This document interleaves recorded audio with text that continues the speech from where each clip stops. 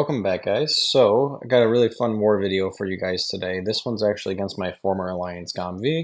I was with them for a very long time, few years, I believe, and I have some more videos up when I was with them. So, really weird to just see them matched up against me. I've never faced them before, so it just was weird. But I definitely wanted to give this war my all. I ended up boosting to the max and healing. So between every single fight. So I just took this war very seriously. I wanted to, play up my best. So anyway, we're taking Path 8 into Path 1.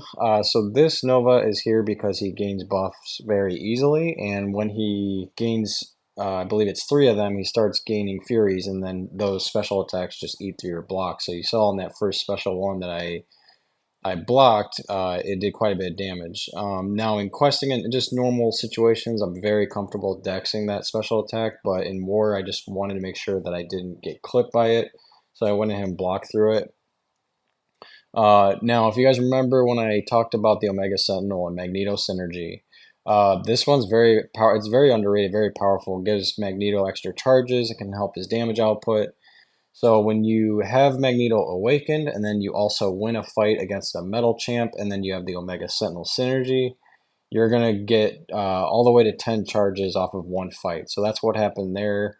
I defeated Nova, and now I'm at 10 charges. So really cool that that lined up for me. And so, I was able to go into the next fight with him as well. So this is Warlock. So he's another metal champ. So just two Magneto fights for me to start the war, which, I was really, really happy about. They went super smooth. Didn't get the crit there, but the damage over time is definitely ticking Warlock down nicely. And he goes down no problem. So wasn't worried about that fight, but I wasn't worried about either of those fights initially. But then when I blocked that Nova special one, I was like, oh, that did not feel too good. I needed to make sure I like don't take too much damage from that. So um anyway, so path one here. So we have Wolverine, Weapon X, and he's just a really good defender. He's got unblockable, he's got unstoppable, he's got the regen.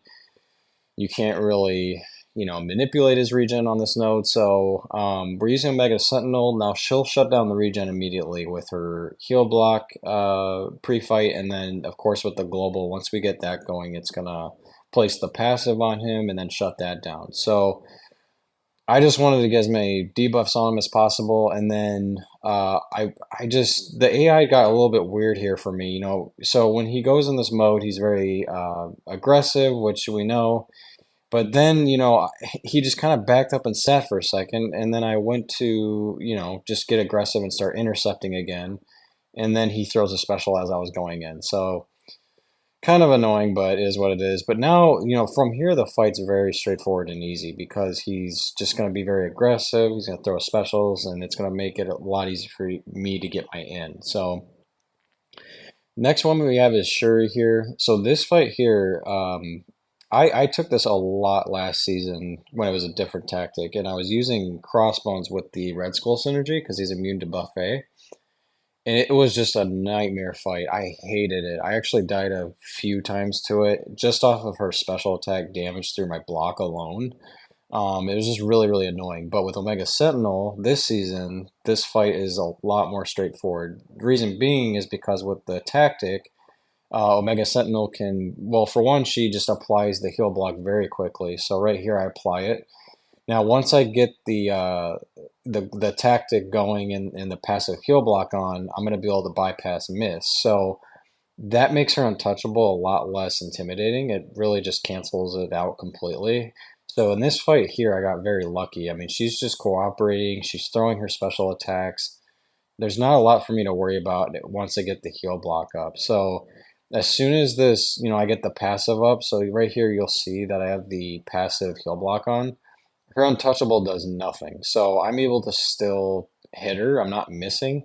Now, I mean, you could use the tracking with Omega Sentinel to bypass miss, but you don't need to with this global. So as long as I have that passive heal block up, I'm fine. So, I mean, it's either that or I'm going to just punish the special attacks, but I'm able to comfortably just keep this passive heal block up. So Still a great placement. It's actually very good and it's very, very annoying. And truthfully, it was just an absolute pain last season for me.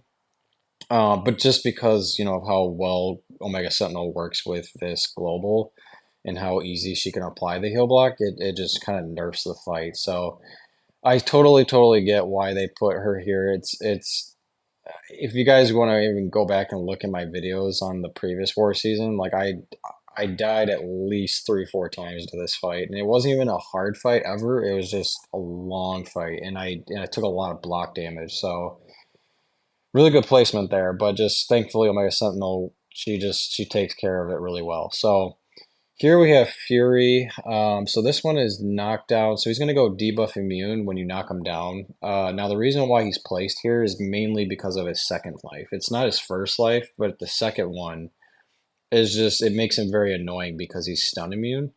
So thankfully, we have Magneto who has a pre-fight that allows him to bypass all this. So he's still going to be stun immune in the second life, but I'm going to be able to knock him down the entire time that he's in his first life. And even when I use my heavy attack, so see now here you're going to see me gain the Fury, and then it's going to say immunity for him. So now he's debuff immune, and he's supposed to not be able to be parried. But if you have somebody with a passive parry, then you're good. So we use the pre-fight. Now, in this fight here, I'm not using the special one. Reason being is the special two is going to hit harder. Now, Magneto's rotation is you want to use the special one to apply the armor break, and then you can use the SP2 and it's going to hit harder. But with the debuff immune node, I mean, there's no reason for me to apply the armor break on the SP1. It's not going to really do anything. It's not going to really add to my damage, so I don't have any desire to use that. So I'm just going to go ahead and use my relic to get another knockdown here. So you want to save your relic for Fury's second life, so that way you can just kind of get an easy in to apply the knockdown. Or if you want to use a special attack, then that's fine. So I'm just using an SP3 here to use up my power, honestly. I probably could have waited till he got to 30% health, but I'm impatient. So anyways, he's down to 17%, I believe it was, and then we threw up a huge special one. So just a perfect fight for Magneto. He was built for it. I was really happy when I got that assignment. So that's normally a very, very tricky fight, and the placement is just it's super annoying if you don't have a way to deal with his well, if you can't passive stun him. So, and there's a few mutants that can do that. You don't just have to use Magneto. So next up, we have a Domino. I believe this is like energy resistance, burden of might, I believe. This is just such an annoying. I hate this fight, honestly. I'm gonna be honest. I hate this fight. It's so annoying because you can't use any special attacks, and then the rest of it from there is just Domino's kit. So this Domino, he took her to rank three. So I mean, this is a really beefy Domino. I think she was like Sig 120 or something, and she can just evade you, and then if she does a full 5 hit combo. Now I am running an invulnerability boost on this fight, which helps, but honestly, it's not going to do much because if she ends up evading enough in the fight and then she goes in for a couple 5 hit combos, that's just gonna instantly like it's just gonna destroy the invulnerability boost. So, and you can see even my damage here, like sometimes I'm hitting super hard and then sometimes I'm not. And that's just the reason why is because of the energy attack. So she's gaining resistance to those. So like my medium ending combos are like hitting for nothing. Like see, so there the evades start triggering. I hate this fight. Like if I could gain power, it'd be so much better. But because of the burden of might, I'm not able to gain power. So we just have to slow play this, and we're just doing medium, light, medium, just to keep the heal block up. And that's why I hate this fight, because at this point, it's literally just a prayer that she doesn't evade and then punish me. She evaded me twice, was it 3 times in this fight, or twice? I think 3 times. And she never like capitalized on it. So I gotta be honest, I got so lucky on this fight. Like I don't know if I would have died, but it would not have been clean.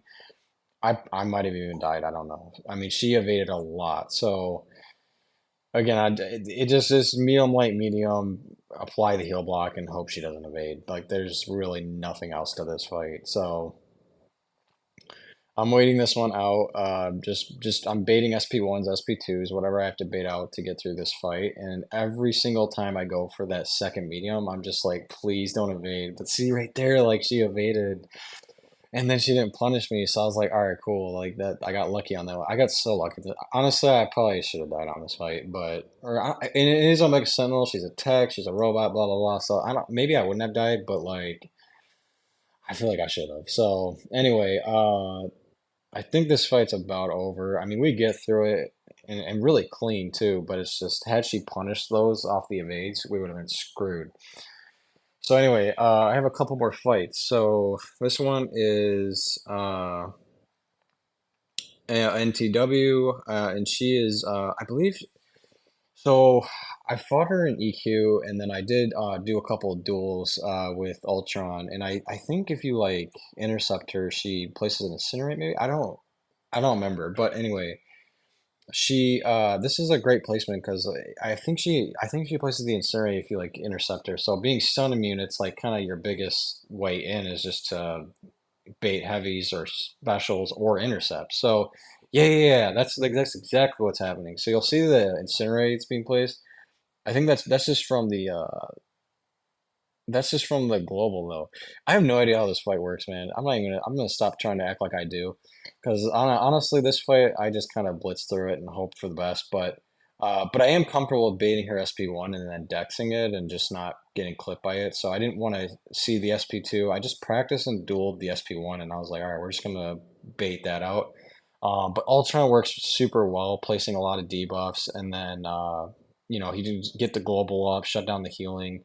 I used my relic to be able to throw my heavy off to get the degens going, and then yeah, it was a clean fight, really straightforward. But it just I didn't know what to expect the SV2, and then I wasn't sure like how the incinerates would be placed. But there wasn't really a time in that fight I was worried about it because Ultron was going to shrug off the incinerates anyway. So when I dueled her, I was getting incinerated, but like he was healing from it and it was shutting him off. So anyway, one more fight for you guys. So this is Dragon Man.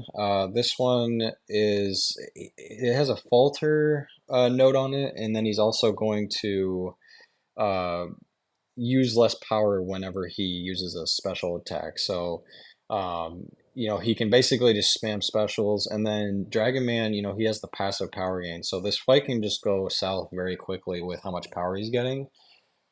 But again, Omega Sentinel, being global attacker, she's able to counter the heal block, and then with the attacker tactic, I'm able to also counter the falter on this note. So Omega Sentinel just shuts down this fight and that Shuri fight really well.